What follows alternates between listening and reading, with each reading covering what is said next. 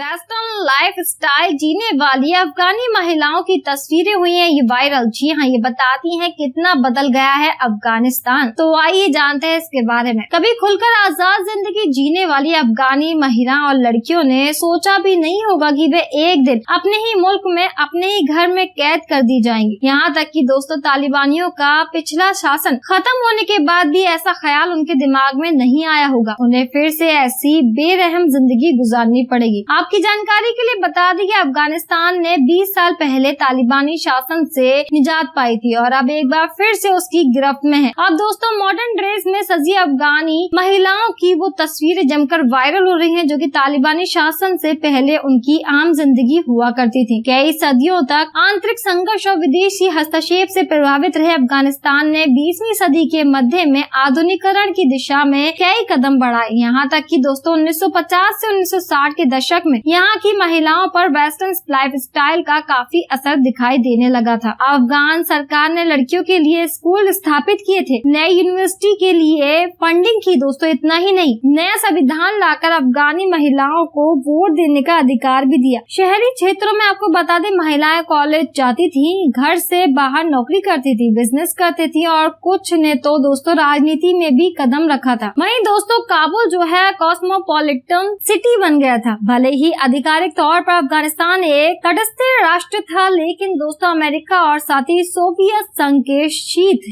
युद्ध का उस पर खास असर पड़ा था और साथ ही फिर भी ये समय इसके लिए अपेक्षाकृत शांतिपूर्ण समय था। और साथ ही दोस्तों उस समय में यहाँ पर परंपराओं को ध्यान में रखकर कई आधुनिक काम किए गए थे। कुछ समय के लिए तो बुर्का पहनना भी ऑप्शनल हो गया था। जी हाँ, देश एक खुले और साथ ही समृद्ध समाज बनने की ओर बढ़ रहा था। 1970 के दशक के उत्तरार्ध में दोस्तों जब पश्चिम में महिला आंदोलन ने जोर पकड़ लिया तो अफगानी महिलाओं के लिए प्रगति का समय अचानक थम सा गया था। जब तालिबान ने पहली बार 1996 से 2001 तक अफगानिस्तान पर शासन किया तो दोस्तों शरीयत और इस्लामी कानून की सख्त व्याख्या करते हुए दोस्तों महिलाओं के काम करने और साथ ही लड़कियों के स्कूल जाने पर रोक लगा दी थी। महिलाओं को अपने घर से बाहर निकलने के लिए अपना चेहरा ढकना पड़ता था। उनके साथ एक पुरुष रिश्तेदार का होना बहुत जरूरी था। इन नियम को तोड़ने वालों के साथ बहुत ही क्रूर बर्ताव किया जाता था। और अब एक बार फिर दोस्तों अफगानिस्तान तालिबान की